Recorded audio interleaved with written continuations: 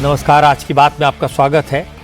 आज महाकुंभ में महापाप करने वाले हैवानों के बारे में जो खुलासा मैं करूंगा, जो बातें आपको बताऊंगा, उसे देखकर सुनकर आप चौंक जाएंगे।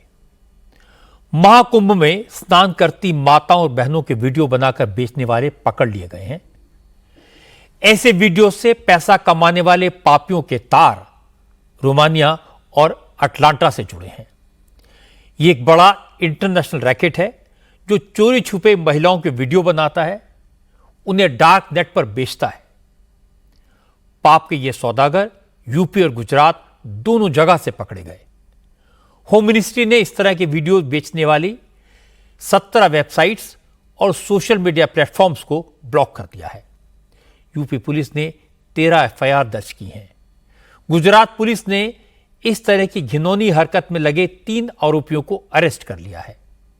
यूपी पुलिस ने यूट्यूब चैनल्स के अलावा इंस्टाग्राम, फेसबुक और टेलीग्राम के कई सोशल मीडिया अकाउंट्स को भी बंद किया है।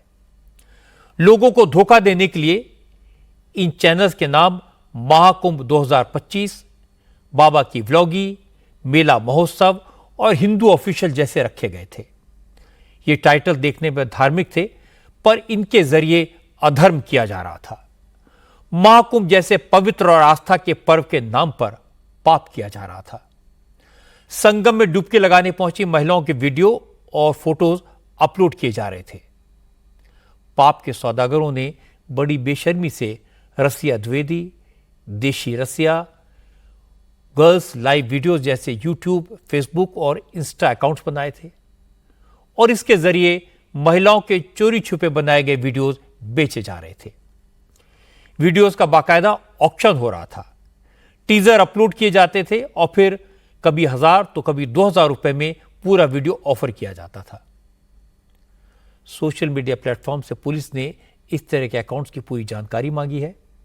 गुजरात पुलिस ने 3 लोगों को अरेस्ट किया है। इनमें से एक प्रयागराज का रहने वाला है, 2 को महाराष्ट्र से पकड़ा गया है। लेकिन यह मामला लोकल नहीं है। इन अपराधियों के तार विदेशों से जुड़े हैं। आज मैं इस बात का खुलासा करूंगा कि गुजरात पुलिस को अपनी जांच में क्या क्या पता चला।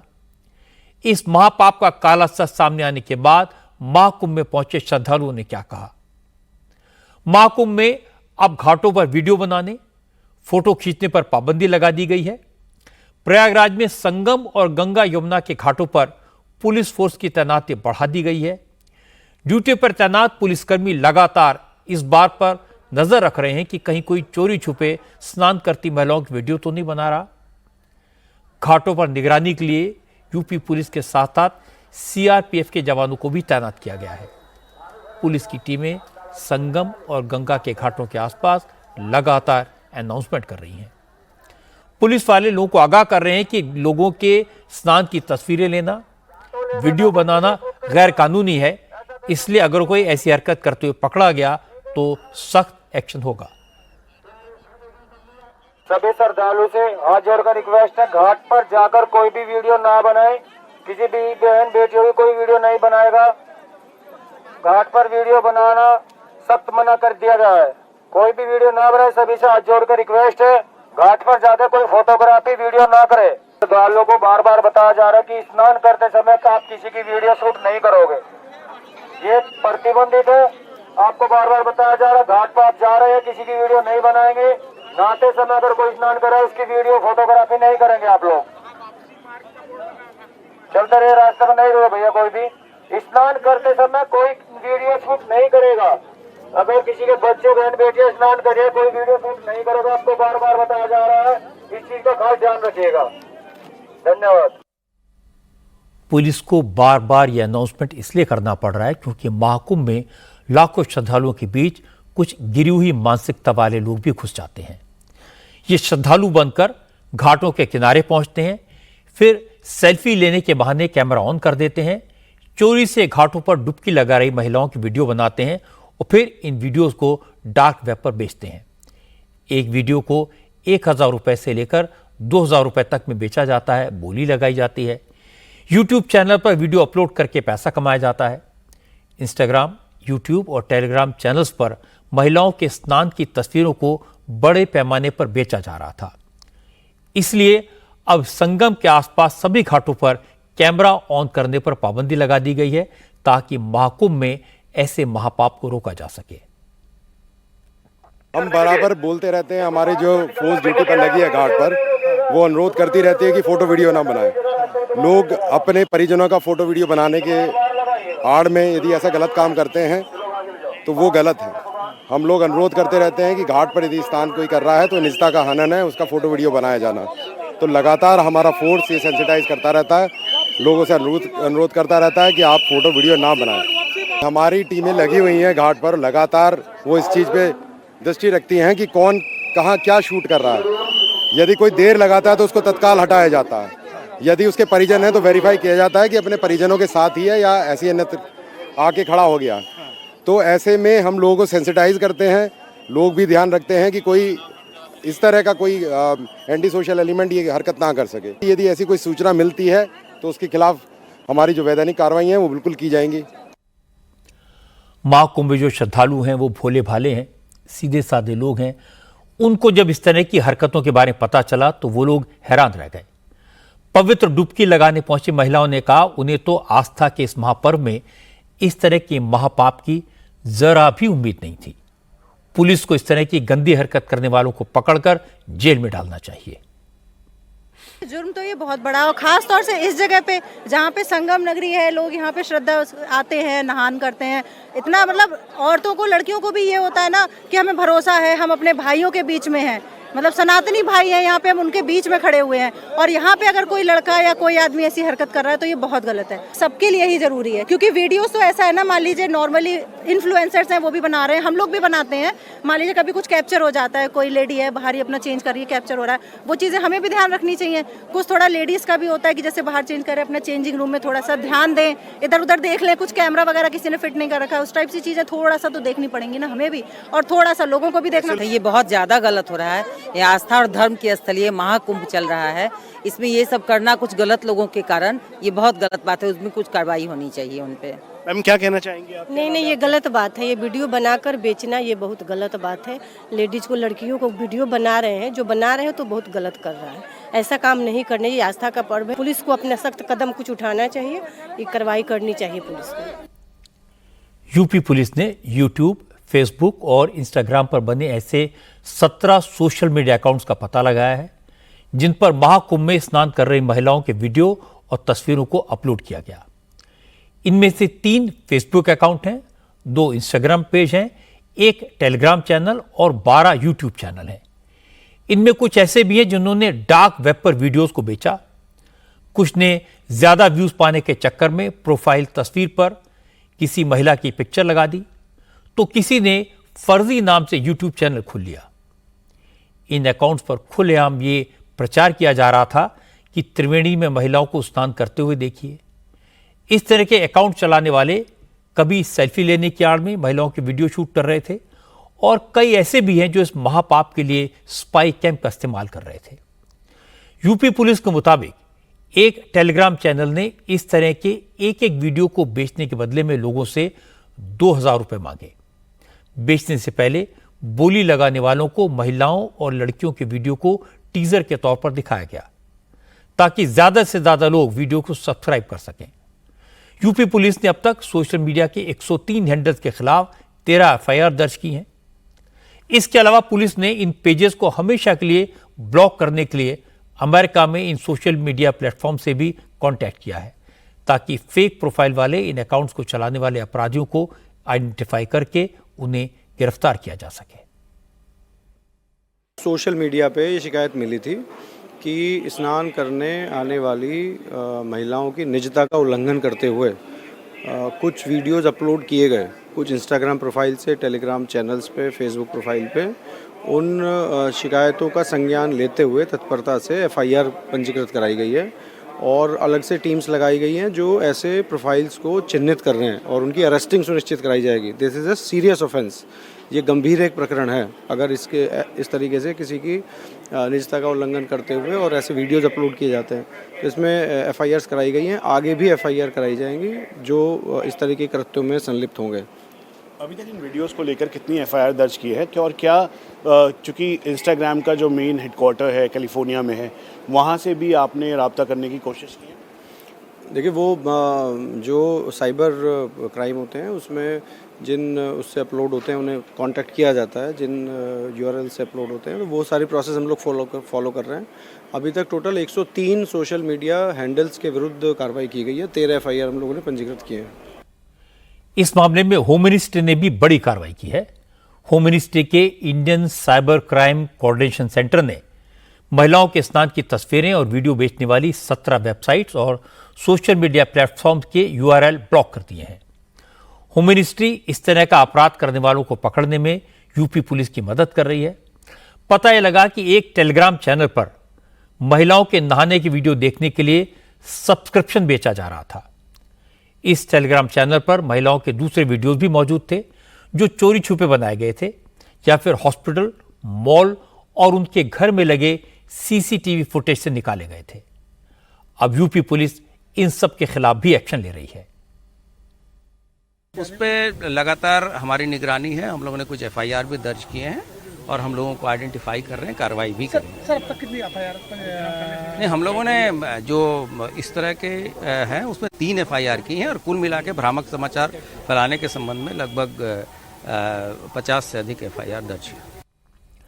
महाकुंभ जैसे पावन अवसर पर महिलाओं के स्नान की वीडियो बनाना, तस्वीरें खींचना ऐसा पाप है, ऐसा कुकर्म है जिसे क्षमा नहीं किया जा सकता। पैसा कमाने के लालच में कुछ लोग इतना गिर सकते हैं, इसकी कल्पना करना भी मुश्किल है।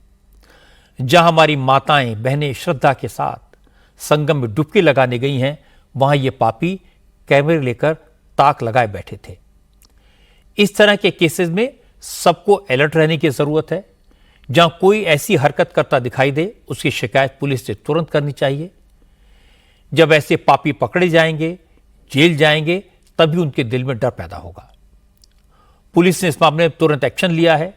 होम मिनिस्ट्री एक्टिव है, विजिलेंस बढ़ा दी गई है। लेकिन इतने बड़े स्केल पर जो आयोजन हो रहा है, जहां करोड़ों लोग मौजूद हैं, उसमें बगैर पब्लिक सपोर्ट के पुलिस ऐसी हरकतों पर पूरी तरह रोक नहीं लगा सकती। और जब आप ये सुनेंगे कि पुलिस को इस पाप का पता कैसे चला, तो आप हैरान रह जाएंगे। प्रयागराज के महाकुंभ में हो रहे इस महापाप का खुलासा गुजरात में हुआ। हमारे संवाददाता निर्णय कपूर ने बताया कि अहमदाबाद पुलिस टेलीग्राम चैनल पर अपलोड किए गए सीसीटीवी फुटेज की जांच कर रही थी। यह वीडियो राजकोट के एक हॉस्पिटल के लेबर रूम का था। लेबर रूम का सीसीटीवी फुटेज एक टेलीग्राम चैनल को बेचा जा रहा था। इसी की जांच के दौरान महाकुंभ के वीडियो भी सामने आए।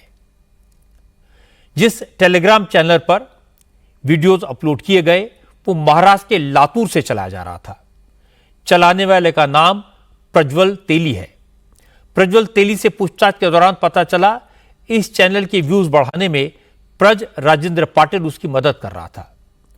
राजेंद्र पाटिल सांगली का रहने वाला है। पुलिस ने उसे भी पकड़ लिया है।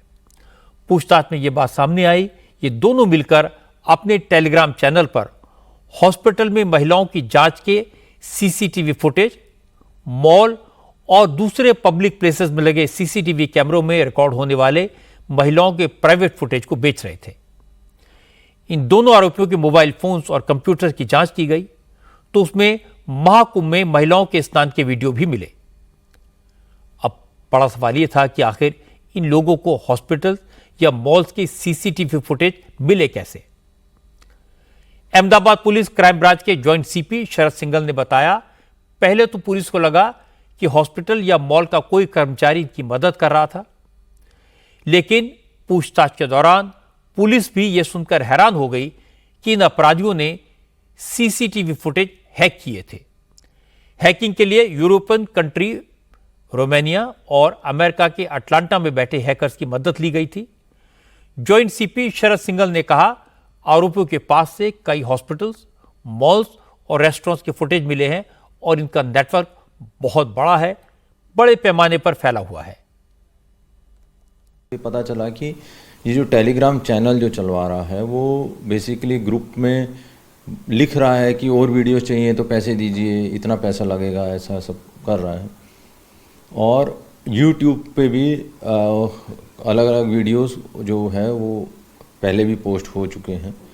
तो उसके बेसिस पे हमने जब एनालाइज़ किया तो पता चला कि ये जो एक यूट्यूब चैनल है वो प्रयागराज से ऑपरेट हो रहा था और 2 जो टेलीग्राम ग्रुप्स थे वो महाराष्ट्र से ऑपरेट हो रहे थे, क्योंकि जो पैसा जा रहा था वो महाराष्ट्र के अलग अलग अकाउंट्स में जा रहा था। एक लातूर से जो लिया है वो मेन है, जो लातूर से लिया है वो प्रज्वल तेली करके है। वो बेसिकली क्या करता था कि जो उसके मोबाइल का जब हमें उसको लिया तो उसके मोबाइल से हमें ये जानने को मिला कि वो वर्चुअल नंबर से फॉरेनर एक रोमानिया और एक अटलांटा के हैकर से टच में था टेलीग्राम के थ्रू, और हमें आशंका है कि उन दोनों के थ्रू वो अलग अलग सिस्टम्स को हैक कराता था। डेफिनेटली जो उनकी मॉनेटरी ट्रांजैक्शंस है दैट शोज कि उनका काफ़ी बड़ा नेटवर्क है। जो अपराधी पकड़े गए उनसे पुलिस ने पूछा उन्हें महाकुंभ में स्नान करती महिलाओं की वीडियो कहां से मिले, तो कुछ यूट्यूब चैनल्स के नाम सामने आए।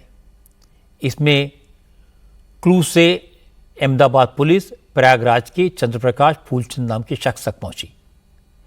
चंद्रप्रकाश को यूपी पुलिस की मदद से अहमदाबाद क्राइम ब्रांच ने प्रयागराज से अरेस्ट किया। चंद्रप्रकाश ने प्रयागराज महाकुंभ में महिलाओं के स्नान के वीडियो किसी दूसरे यूट्यूब चैनल से डाउनलोड करके अपने यूट्यूब चैनल पर अपलोड किए थे, जिससे वो अपनी व्यूज बढ़ा सके, पैसे कमा सके। पुलिस ने आज महाराष्ट्र और प्रयागराज से पकड़े गए तीनों आरोपियों को कोर्ट में पेश करके 9 दिन के रिमांड पर लिया और इस पूरे रैकेट का पर्दाफाश करने की शुरुआत की। इस मामले की जांच अहमदाबाद साइबर क्राइम की डीसीपी लवीना सिन्हा की टीम कर रही है। डीसीपी लवीना सिन्हा ने बताया कि टेलीग्राम चैनल पर हॉस्पिटल के अलावा मैरिज हॉल और स्पा के वीडियो भी मिले। महिलाओं के इनडिसेंट वीडियोस को 2 कैटेगरी में बांटा गया था। प्रीमियम कैटेगरी के वीडियोस का ज्यादा चार्ज लिया जाता था और महाराष्ट्र के दोनों आरोपी पिछले 8 महीने से ये पाप कर रहे थे और अब तक 8 लाख रुपए कमा चुके हैं। वहीं प्रयागराज के यूट्यूबर ने अभी 2-3 महीने पहले ही महिलाओं की वीडियोस अपलोड करना शुरू किया था। डीसीपी लवीना सिन्हा ने बताया कि सीसीटीवी फुटेज हैक करने में कुछ इंडियन हैकर्स के नाम भी सामने आए हैं। एक आरोपी फरार है और बाकियों की तलाश की जा रही है। एक आरोपी है चंद्र प्रकाश, उसका यूट्यूब चैनल था सीपी मोंडा करके। उस सीपी मोंडा यूट्यूब पे कुंभ के कुछ वीडियोस उसने अपलोड करे थे। ये पूछताछ के दौरान ये पता चला कि ये वीडियोस उसने यूट्यूब से वीडियो मेट एप्लीकेशन के द्वारा डाउनलोड करे थे। इसने कोई पैसे दे के नहीं डाउनलोड करे थे और इसको ये वीडियोस जब मिले तो उसने अपने खुद के चैनल पे ये चलाए ताकि ज़्यादा व्यूअरशिप मिले और उसको फिर उसमें से पैसे कमाने का अवसर मिले। इनके पास 2 अलग टाइप के ग्रुप थे, एक जनरल ग्रुप था डेमोस और एक प्रीमियम ग्रुप था। प्रीमियम ग्रुप की कुछ ज़्यादा मेंबरशिप थी और उस मेंबरशिप के बाद इनको वीडियोस भी ज़्यादा एक्सेस मिलते थे। इन ग्रुप्स में एक मेनू कार्ड निकलता था, जो मेनू कार्ड है उसमें अलग अलग टाइप के वीडियोस का पूरा मेनू जैसा वो होता था, जिसको जो देखना हो वो खरीद के वो देख सकता था। हॉस्पिटल और इंजेक्शन रूम और लेबर रूम के वीडियोस के अलावा इनके पास स्पाई कैमरा के विजुअल्स थे, ये मैरिज हॉल के थे, स्पा के थे, बेडिंग के वीडियोस हैं और कई और पब्लिक प्लेसेस के भी वीडियोस इन ग्रुप्स में थे और ये इस तरह से इसका सेल कर रहे थे। अलग अलग जगह से हैक हुए सीसीटीवीज, कुछ बाहर के वीपीएन आ रहे, उसके साथ साथ इंडिया में भी एक 2 हैकर के आईडी हमें मिल रहे हैं, तो अभी उसमें हम जांच कर रहे हैं। इसमें इन लोगों का भी हैकिंग में रोल तो रहा है जो महाराष्ट्र में है लोग, बट उनके साथ एक मुख्य आरोपी जो है, जो जिसका ज़्यादा एक्सपर्टाइज थी और जिससे इन्होंने सीखा भी है, ये वीडियोस उनसे मिलते भी थे, वो एक आरोपी फरार है और उसके हमारी अभी तपास चालू है। जिस तरह हैकर्स ने हॉस्पिटल्स, मॉल्स, मैरिज हॉल्स और स्पा के सेंसिटिव सीसीटीवी फुटेज हैक किए, उसके बाद उन लोगों को अलर्ट रहने की ज़रूरत है जिन्होंने अपने घर में सीसीटीवी कैमरे लगाए हुए हैं और उनकी रिमोट एक्सेस ली हुई है। डीसीपी लवीना सिन्हा ने कहा, क्योंकि आजकल ज़्यादातर हॉस्पिटल्स, मॉल्स, ऑफिसेज और घरों में लोगों ने आईपी बेस्ड सीसीटीवी कैमरे लगाए हुए हैं, इनके हैक होने की आशंका ज़्यादा होती है, इसलिए बहुत ही ज़्यादा सावधान रहने की ज़रूरत है। जो प्रोफेशनल हैकर्स होते हैं वो काफ़ी टूल्स और जो सॉफ्टवेयर अवेलेबल है उसके थ्रू वल्नरेबल आईपीज़ हमेशा टेस्ट करते रहते हैं और जो स्टैटिक आईपीज़ है जो वल्नरेबल रहते हैं उनको ये लोग टारगेट करके फिर उनका एक्सेस लेते हैं। ज़्यादातर ये देखा गया है कि जिसमें पासवर्ड्स बहुत इजी हैं, जैसे admin@123 या इस तरह के जो पासवर्ड्स होते हैं, या पासवर्ड्स ऐसे हों जो मिलते जुलते हो आपके रेसिडेंस या उससे, वो अधिकतर हैक हुए हैं। और ऑल्सो व्हाट हमें जो ये पता चला है कि इसमें जो पासवर्ड्स यूजुअली जो कंपनी CCTV लगा जाती है वही आईडी पासवर्ड आप कंटिन्यू रखते हैं, तो वो चेंज नहीं होता है, उनमें कोई फायरवॉल नहीं है, उनमें कोई सिक्योरिटी प्रोटेक्शन सिस्टम्स नहीं है। तो ये CCTVs और इस तरह के जो एस्टैब्लिशमेंट्स है वो मोस्ट वल्नरेबल होते हैं और हैकर्स इसका बहुत फ़ायदा उठा के ये सब कृत्य करते हैं। इससे एक और भी एक इन्फॉर्मेशन और अवेयरनेस का मुद्दा भी आता है कि CCTV जो हम काफ़ी बार घरों में लगाते हैं अपने घर वालों की सिक्योरिटी के लिए, ऑफिस स्पेसेस में भी लगाते हैं, तो उन सब की सिक्योरिटी किस तरह से करनी चाहिए वो बहुत ही ज़रूरी है। इंटरनेट का ये खेल बहुत खतरनाक है। आजकल हर जगह CCTV कैमरे लगे होते हैं। IP बेस्ड CCTV सिस्टम की कॉस्ट कम होती है, ज़्यादातर लोग यही लगवा लेते हैं, लेकिन इन्हें हैक करना आसान होता है। YouTube पर आपको ऐसे कई चैनल मिल जाएंगे जो CCTV की हैकिंग सिखा देते हैं, और ये हैकर्स जो प्राइवेट वीडियोस रिकॉर्ड करते हैं उन्हें अलग अलग वेबसाइट को बेचते हैं, उनसे पैसे कमाते हैं। इसलिए सावधानी बरतने की ज़रूरत है। ख़ास तौर पर हमारी माताओं को, बहनों को अलर्ट रहने की ज़रूरत है। कभी भी बाथरूम या बेडरूम जैसी प्राइवेट जगहों पर CCTV न लगाया जाए। अगर कैमरा लगा होगा, वो ऑफ भी होगा, तो भी हैकर्स रिकॉर्डिंग कर सकते हैं, वीडियो बना सकते हैं। दूसरी बात, अपने IP बेस्ड कैमरे के सामने अपने फ़ोन या लैपटॉप के पासवर्ड का इस्तेमाल कभी ना करें। हैकर्स ऐसे पासवर्ड की पहचान करके आपको लूट सकते हैं। AI के ज़माने में, CCTV के ज़माने में इस तरह की प्रिकॉशन लेना बहुत ही ज़रूरी है। आज यूपी के संभल से बड़ी खबर आई। पुलिस ने दावा किया कि 3 महीने पहले संभल की जामा मस्जिद में सर्वे के वक्त जो वायलेंस हुई थी उसकी साजिश दुबई में रची गई थी। दुबई में बैठे गैंगस्टर शारिक साठा ने 23 नवंबर को संभल में अपने साथी गुलाम को फोन किया और कहा जामा मस्जिद का सर्वे किसी कीमत पर नहीं होना चाहिए, चाहे इसके लिए हिंसा करनी पड़े या किसी को गोली मारनी पड़े। इसके बाद हथियार बांटे गए, भीड़ जुटाई गई और 24 नवंबर को सर्वे टीम के साथ पहुंची पुलिस पर हमला किया गया। संभल हिंसा की जांच कर रही स्पेशल इन्वेस्टिगेशन टीम ने कोर्ट में 4000 पेज की जो चार्जशीट फाइल की है उसमें साफ कहा गया कि 24 नवंबर 2024 को संभल में जो हिंसा हुई उसका मकसद सिर्फ और सिर्फ जामा मस्जिद का सर्वे रोकना था और इस साजिश के पीछे दुबई में छुपे गैंगस्टर शारिक साठा का हाथ है। शारिक साठा ने 23 नवंबर को गुलाम से कहा था कि सर्वे टीम के साथ पहुंचे हिंदू पक्ष के वकील विष्णु शंकर जैन की हत्या कर दी जाए। शारिक साठा ने अपने साथी गुलाम को विष्णु शंकर जैन की तस्वीर भेजी और हथियार भी मुहैया कराए। गुलाम को पुलिस ने एक दिन पहले अरेस्ट किया है। पुलिस का दावा है कि गुलाम ने पूछताछ में सारी बातें बताई हैं। संभल के एसपी कृष्ण कुमार बिश्नोई ने बताया कि संभल में हिंसा में शारिक साठा के गैंग के लोगों ने भीड़ के बीच से फायरिंग की थी। इसी फायरिंग में 4 लोगों की मौत हुई थी और कई पुलिस वाले घायल हुए थे। जनपद संभल में 24 नवंबर 2024 को एक हिंसा कारित की गई थी, जिस व्यक्ति के द्वारा यह हिंसा करवाने के लिए असले भी प्रोवाइड किए गए थे। उस व्यक्ति को पुलिस द्वारा गिरफ्तार किया गया है, जिसका नाम गुलाम पुत्र मुख्तार है। इसके द्वारा बताया गया कि 23 तारीख को इसने अपने बॉस शारिक साठा से बात की थी। शारिक साठा को यहाँ के किसी स्थानीय व्यक्ति द्वारा बताया गया है कि 24 तारीख की सुबह को सर्वे होगा। सर्वे के समय किसी भी सूरत में वो सर्वे नहीं होने देना है। इसके द्वारा यह भी बताया गया 24 तारीख को जो हिंसा है उसमें एक कोई वकील है जो कि बाहर से आते हैं और वो जगह जगह पे एप्लीकेशन डालते हैं। इनके द्वारा ये निर्धारित किया गया इसको जामा मस्जिद के अंदर किसी भी सूरत में पहुंच के उस व्यक्ति को खत्म करना है, उससे देश भर के अंदर हिंसा फैलेगी। इन्होंने जब पुलिस द्वारा कई सारे जब एक साथ फायर किए गए थे उस धुएं की आड़ में और पूर्व में इन्हीं दंगाइयों द्वारा जब सीसीटीवी तोड़े गए थे उसका लाभ प्राप्त करते हुए इन्होंने अंधाधुंध फायरिंग की। उसमें 4 लोगों की डेथ हुई थी और पुलिस के भी कई लोगों को इनकी गोलियां लगी थी। पुलिस का दावा है कि दुबई में बैठे जिस शारिक साठा ने संभल में हिंसा की साजिश रची, वो पहले गाड़ियां चोरी करता था, उसे राजनीतिक संरक्षण हासिल था, लेकिन जब यूपी में सरकार बदली तो वो दुबई भाग गया। अब शारिक साठा दुबई में बैठकर हथियारों की सप्लाई का रैकेट चलाता है।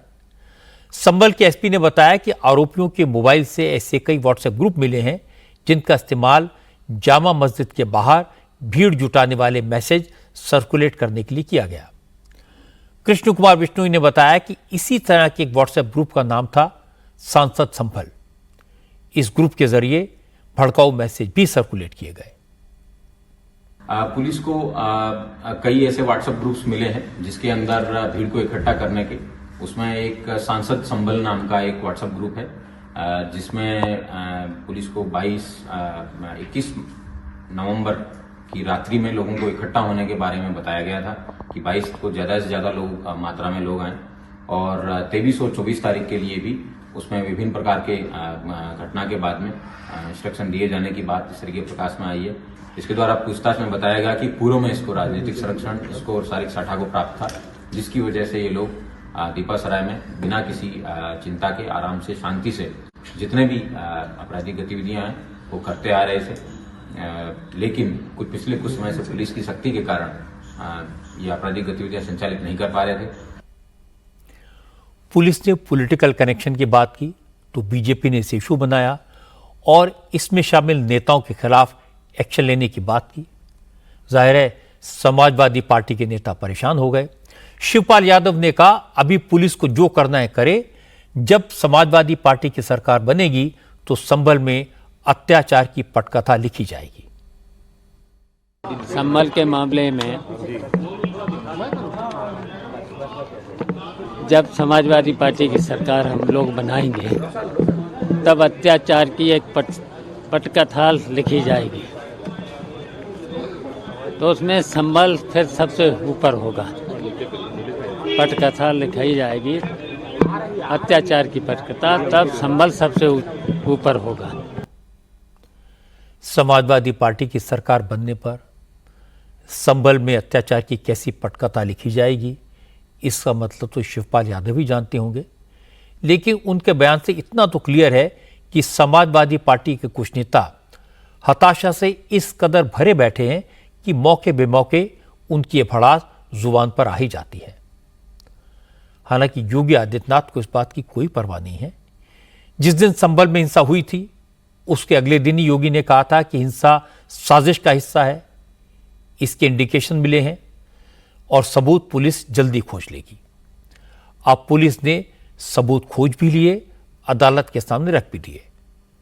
उम्मीद करनी चाहिए कि संभल में हिंसा की साजिश करने वालों को सजा भी जल्दी ही मिलेगी। आज उत्तर प्रदेश असेंबली में योगी आदित्यनाथ ने समाजवादी पार्टी के नेताओं को एक और मामले में करारा जवाब दिया। बजट पर चर्चा के दौरान समाजवादी पार्टी के नेताओं ने महाकुंभ में हुए खर्चे पर सवाल उठाए।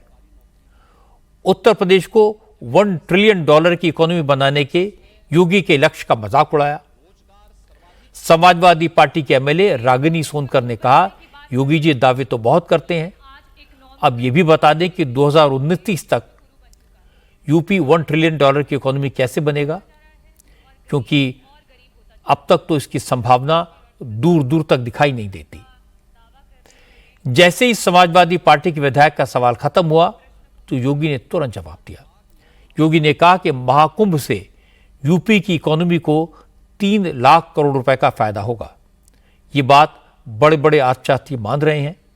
जहां तक $1 ट्रिलियन की इकोनॉमी की बात है तो वो लक्ष्य भी 2029 से पहले हासिल हो जाएगा, लेकिन ये सब समाजवादी पार्टी के नेताओं को नहीं दिखेगा, क्योंकि वो भारत को और उत्तर प्रदेश को आगे बढ़ते देख ही नहीं सकते। आपकी पीड़ा को मैं समझ सकता हूं, क्योंकि जो आपके नेता बोलते हैं कि भारत कभी विकसित देश नहीं बन सकता, तो आप तो उनका अनुसरण करेंगे ही करेंगे कि उत्तर प्रदेश कभी $1 ट्रिलियन की इकोनॉमी नहीं बन सकता। ये वक्तव्य आपका अपनी पार्टी के अनुसार, समाजवादी पार्टी की मंशा के अनुरूप उपयुक्त ही है।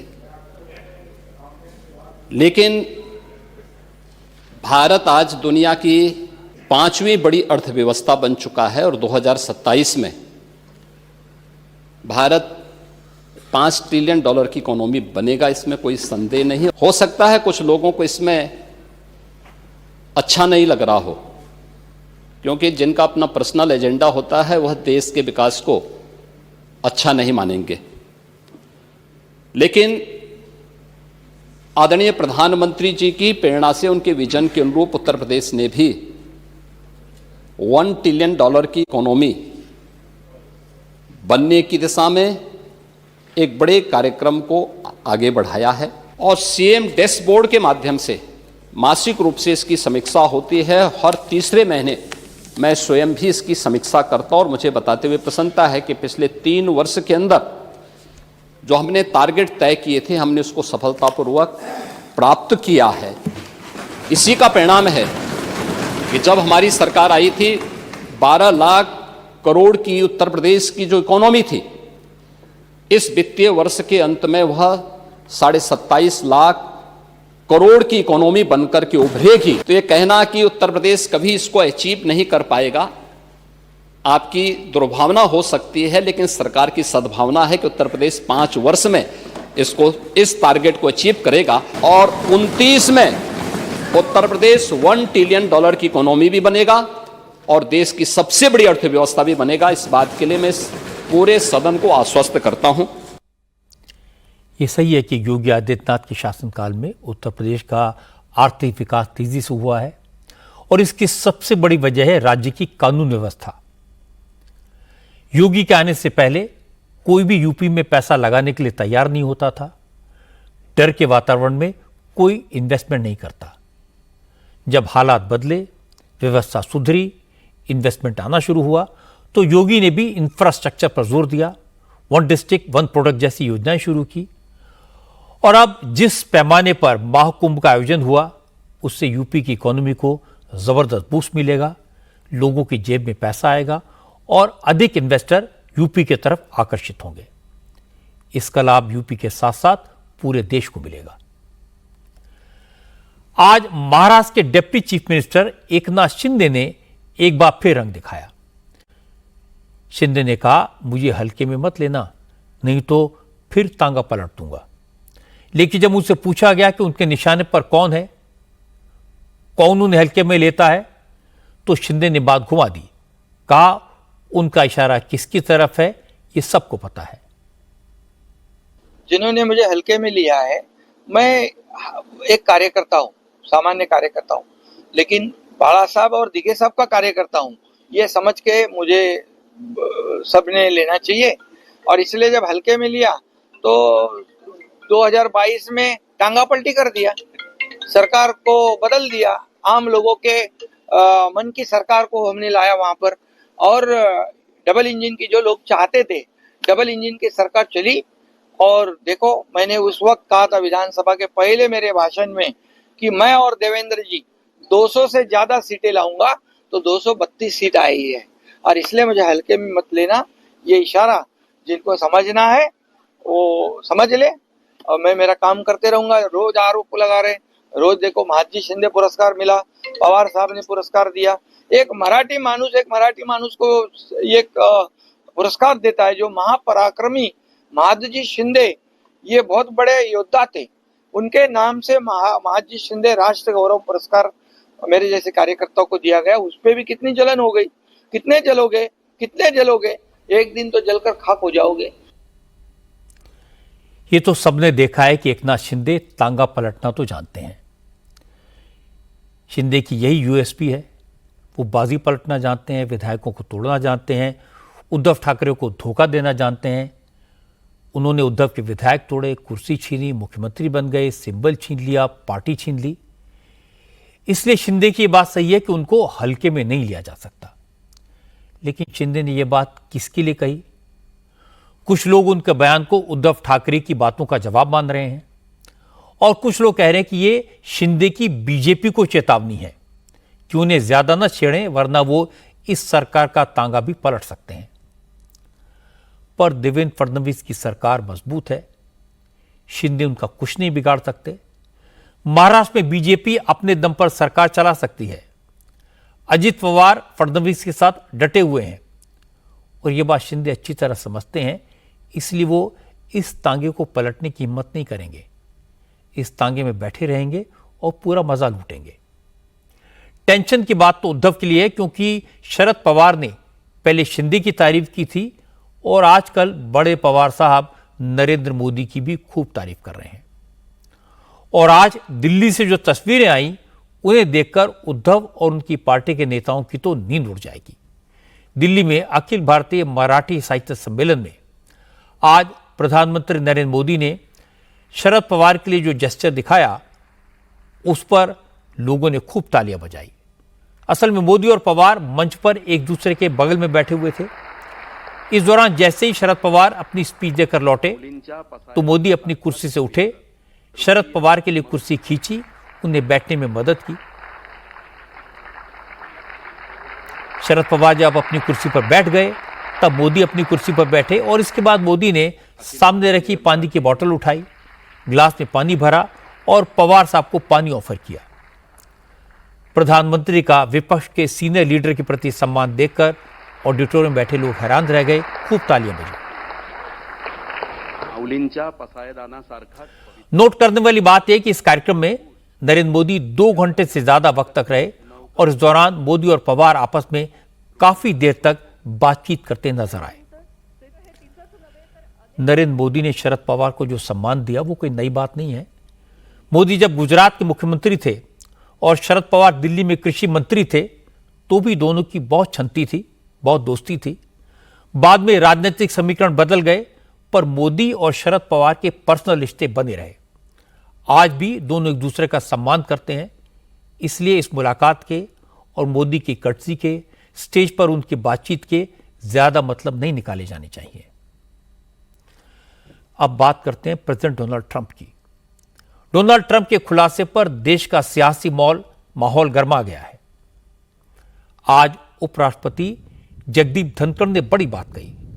उन्होंने कहा, अमेरिका की मदद से हमारे देश की चुनी हुई सरकार को हटाने की कोशिश करना, यूएस एड से मिले $21 मिलियन का इस्तेमाल चुनाव को प्रभावित करना, यह बहुत गंभीर मसला है। जगदीप धनखड़ ने कहा कि यह राजद्रोह है। इस पूरे मामले की तह तक जाने की जरूरत है। लोकतंत्र के खिलाफ साजिश करने वालों के चेहरे बेनकाब होने ही चाहिए और उन्हें सजा देना राष्ट्र धर्म है। हाल में जो रेवोल्यूशन हुआ है, मैं तो दंग रह गया।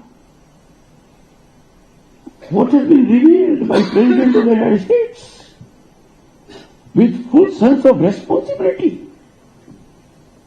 The democratic process of this country was so to be moderated, manipulated, to dent purity of our electoral system. I am sure it emanates from a person in authority. Because one thing is right, because that is factual. Amount was given. Amount is not small. Chanakya नीति को अपनाना चाहिए, इसकी जड़ में जाना चाहिए, जड़ से नष्ट करना चाहिए, पता लगाना चाहिए वो कौन लोग हैं जिन्होंने इस प्रकार के आक्रमण को स्वीकार किया, हमारे प्रजातांत्रिक मूल्यों के ऊपर इतना बड़ा कुठाराघात किया। उन ताकतों पर प्रतिघात करना हमारा राष्ट्र धर्म है। आज इस मामले में पहली बार भारत सरकार का रिएक्शन भी आया। ट्रंप के दावे पर आज विदेश मंत्रालय ने चिंता जताई। विदेश मंत्रालय के प्रवक्ता ने कहा, अमेरिका के प्रेसिडेंट ने जो खुलासा किया है वो सीरियस इशू है। सरकारी एजेंसीज इस मामले की जांच कर रही हैं, इसलिए वो स्टेज पर ज्यादा तो नहीं बोल सकते, लेकिन इसकी सच्चाई बहुत जल्द देश के सामने आएगी।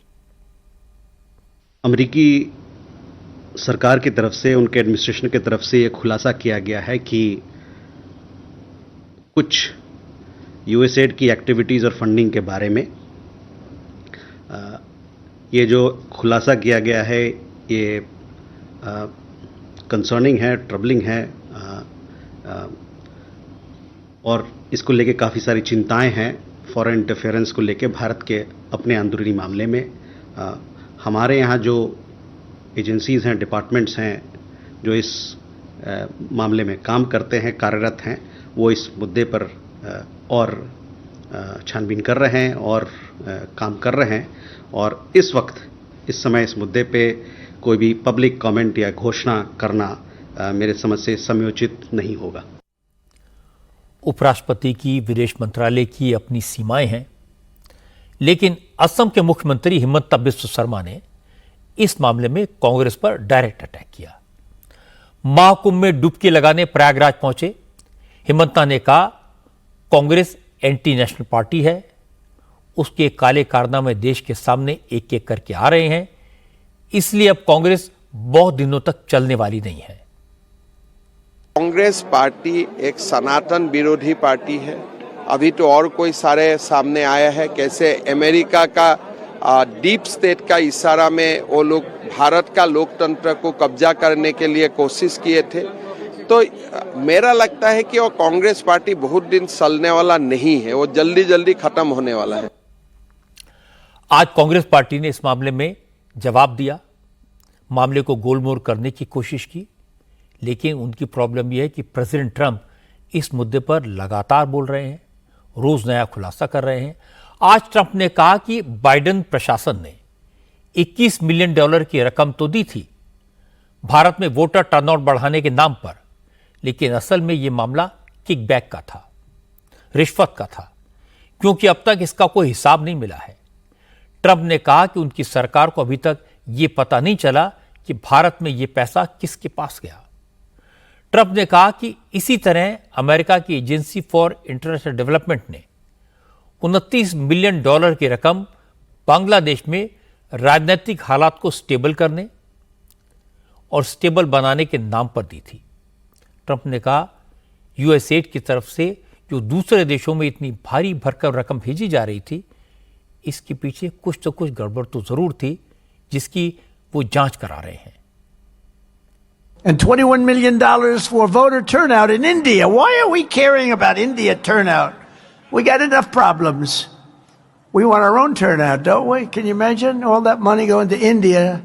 I wonder what they think when they get it. Now, it's a kickback scheme. You know, it's not like they get it and they spend. They kick it back to the people that send it, I would say, in many cases. Many of these cases, anytime you have no idea what we're talking about, that means there's a kickback, because nobody has any idea what's going on there. $29 million to strengthen the political landscape in Bangladesh. Nobody knows what they mean by political landscape. What does that mean? अब कहां हैं वो लोग जो अमेरिकी अखबारों में छपी रिपोर्ट्स का हवाला देकर भारत में लोकतंत्र को खतरे में बताते थे, जो बात बात पर अमेरिका की वाइब्रेंट डेमोक्रेसी का एग्जाम्पल देते थे?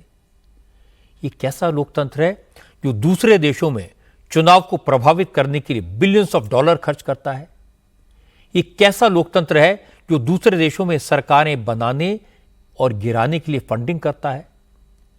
ये कौन से लोकतंत्र की किताब में लिखा है कि एक देश अपने पैसे के बल पर दूसरे मुल्कों की इलेक्शन प्रोसेस को प्रभावित करने की कोशिश करे? और ये कोई सुनी सुनाई बात नहीं है, ये अमेरिका के प्रेसिडेंट ने कहा है, ऑन द रिकॉर्ड कहा है, बार बार कहा है। हाल ही के दिनों में ये हरकतें पाकिस्तान में हुई, बांग्लादेश में हुई, भारत में करने की कोशिश की गई। बांग्लादेश में क्या हुआ, पाकिस्तान में क्या हुआ, ये उनकी प्रॉब्लम है, लेकिन भारत में $21 मिलियन किस किस को मिले? वो कौन है जिन्होंने अमेरिकी पैसे के दम पर हमारे देश में वोटर्स को प्रभावित करने की कोशिश की? इसकी जांच होनी चाहिए और पूरा सच सामने आना चाहिए। दिल्ली में नई सरकार बनने के बाद मुख्यमंत्री रेखा गुप्ता फुल एक्शन में हैं। आज उन्होंने तय किया कि 24 फरवरी से 27 फरवरी तक नई विधानसभा का पहला सेशन होगा। इस सत्र में सबसे पहले सीएजी रिपोर्ट्स सदन में रखी जाएंगी। कल कैबिनेट की पहली मीटिंग में दिल्ली में आयुष्मान योजना लागू करने का फैसला हुआ था। आज स्कीम को लॉन्च करने के लिए कर्मचारियों को आयुष्मान कार्ड बनाने की ट्रेनिंग देने का काम शुरू हो गया। लेकिन आम आदमी पार्टी के नेताओं ने रेखा गुप्ता से पूछा है कि चुनाव के दौरान बीजेपी के बड़े नेताओं ने पहली कैबिनेट मीटिंग में महिलाओं को 2,500 रुपए महीने हर महीने देने के फैसले की गारंटी दी थी, उसका क्या हुआ? रेखा गुप्ता आम आदमी पार्टी के इस तरह के हमले के लिए पूरी तरह तैयार हैं। उन्होंने तुरंत जवाब दिया। रेखा गुप्ता ने कहा, बीजेपी तो अपना एक एक वादा पूरा करेगी।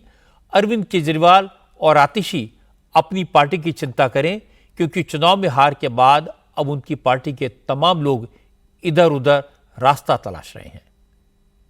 कि मैं पूछना चाहती हूँ, 15 साल कांग्रेस का राज रहा, 13 साल आम आदमी पार्टी ने राज किया।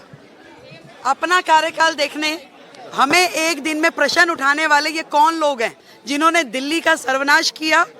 आज वो एक दिन पे हम पे उंगली उठाएंगे? ये हम हैं जिन्होंने पहली दिन कैबिनेट की मीटिंग करी और उस कैबिनेट की मीटिंग में आयुष्मान योजना 10 लाख रुपए का लाभ सीधा सीधा हमने आयुष्मान को दिल्ली को पहली कैबिनेट की मीटिंग पहले दिन शपथ लेते ही दिया है। ये कोई लोग नहीं है, इन्हें कोई अधिकार नहीं है हमसे प्रश्न करने का। इन्हें अपना गिरेबान झांक के देखना चाहिए। दिल्ली की चिंता अब हम करेंगे। मोदी जी के नेतृत्व में दिल्ली के जो अधिकार हैं वो दिल्ली को दिए जाएंगे। कृपया अपना ध्यान रखें, अपनी पार्टी का ध्यान रखें। उसमें बहुत टूट फूट हो रही है, न जाने कितने लोग खिसकने के लिए तैयार है। उन्हें तकलीफ इसी बात की है कि अरे इन्हें तो अपने सारे कमिटमेंट्स याद हैं। पहले दिन ही हम यमुना माई के घाट पे जा कर के यदि प्रण को अपने याद कर रहे हैं तो उन्हें क्या तकलीफ है भाई? हमने अपनी कमिटमेंट्स बार बार दोहरा रहे हैं, मन में दोहरा रहे हैं, कैबिनेट में कर रहे हैं, सारी चीज़ों पे एक भी कमिटमेंट हमारी अधूरी नहीं रहेगी। 100% दिल्ली के जनता के लिए हमने जो कहा है वो हम करेंगे। आपने देखा, नई मुख्यमंत्री रेखा गुप्ता ने पुराने मुख्यमंत्री आतिशी को करारा जवाब दिया और ये जवाब जरूरी भी था। पर मुझे लगता है कि आतिशी और उनके साथी रोज रोज इसी तरह की चुभने वाली बातें कहेंगे, नए नए चैप्टर खोलेंगे। आम आदमी पार्टी के नेता इस काम में एक्सपर्ट हैं, इसलिए मुख्यमंत्री को उनके चक्कर में नहीं पड़ना चाहिए। उनके सवालों का जवाब देने में अपना टाइम वेस्ट नहीं करना चाहिए। ऐसी बातों का जवाब देने के लिए किसी की ड्यूटी लगा देनी चाहिए। रेखा गुप्ता से और उनके मंत्रियों से लोगों को बहुत अपेक्षाएं हैं। आम आदमी पार्टी की सरकार ने जो किया उसकी सजा जनता ने उन्हें सरकार से हटाकर दे दी। अब जांच से ज्यादा फोकस काम पर होना चाहिए। बिहार के सासाराम से आज एक हैरान करने वाली खबर आई। 10वीं के एग्जाम में नकल कराने से इनकार करने पर एक लड़के ने अपने साथियों पर फायरिंग कर दी। इसमें एक छात्र की मौत हो गई, दूसरे बुरी तरह जख्मी हैं। बिहार में आज 10वीं के बोर्ड में हिंदी का एग्जाम था। सासाराम के सेंट अन्ना स्कूल में आरोपी लड़के ने अपनी क्लास के लड़कों से नकल कराने को कहा। जब उसके साथियों ने उसकी बात नहीं मानी तो आरोपी लड़के ने उन्हें जान से मारने की धमकी दी, लेकिन छात्रों ने धमकी को गंभीरता से नहीं लिया। एग्जाम खत्म होने के बाद जब स्टूडेंट्स बाहर निकले तो आरोपी लड़के ने अपने साथियों के साथ मिलकर नकल कराने से इनकार करने वाले स्टूडेंट्स पर फायरिंग कर दी, गोली चला दी और इसमें एक स्टूडेंट की मौत हो गई। छात्र की मौत से नाराज उसके गांव के लोग और परिवार वालों ने शव को कोलकाता वाराणसी हाईवे पर रखकर जाम लगा दिया। सड़क पर टायर जलाए गए। मौके पर पहुंची पुलिस ने प्रोटेस्ट कर रहे गांव वालों से बात की, उन्हें समझाया, जिसके बाद परिवार वाले अंतिम संस्कार के लिए राजी हुए। जब हम एग्जाम हॉल में शांति से हम लोग एग्जाम दे रहे थे तो वो लड़का कुछ पढ़ा नहीं था, इसलिए हम लोग को बोल रहा था कि फेंक दे रहा था क्वेश्चन पेपर, अपना बोल रहा था लिख नहीं तो बम से उड़वा देंगे। और वो अपने क्लास में बस खैनी बना के खाता था उसी क्लास में सर मैडम के पास और बैठ जाता था, पेपर फेंक देता था, बोलता था लिख नहीं तो गोली से मारवा देंगे, तुम्हारे लोग को टेम्पू पे बम से गिरा देंगे। इसलिए हम लोग कुछ वहाँ पर बोले नहीं। बिहार में विपक्ष के नेता फायरिंग की इस घटना को लॉ एंड ऑर्डर का मुद्दा बता रहे हैं, नीतीश कुमार की सरकार पर हमले कर रहे हैं। लेकिन ये सवाल सिर्फ कानून व्यवस्था का नहीं है, ये सवाल एक मानसिकता का है। ऐसी मानसिकता की चर्चा आपकी अदालत में बहुत डिटेल में हुई। इस बार मेरे मेहमान हैं मोटिवेशनल स्पीकर गौर गोपाल दास। गौर गोपाल दास की खास बात यह है कि वो यूथ की प्रॉब्लम्स को समझते हैं, नौजवानों को इंस्पायर करते हैं और हंसते हंसाते काम की बातें कह देते हैं। वो ऐसे ऐसे जोक सुनाते हैं जिन्हें सुनकर लोटपोट हो जाते हैं, लेकिन उनके हर जोक के पीछे एक संदेश छुपा होता है। आपकी अदालत में दूसरों को कामयाबी के गुर सिखाने वाले गौर गोपाल दास की आंखों में आंसू छलक आए थे। ये क्यों हुआ, यह आपको पता चलेगा कल आपकी अदालत में। Please welcome Gaur Gopal Das.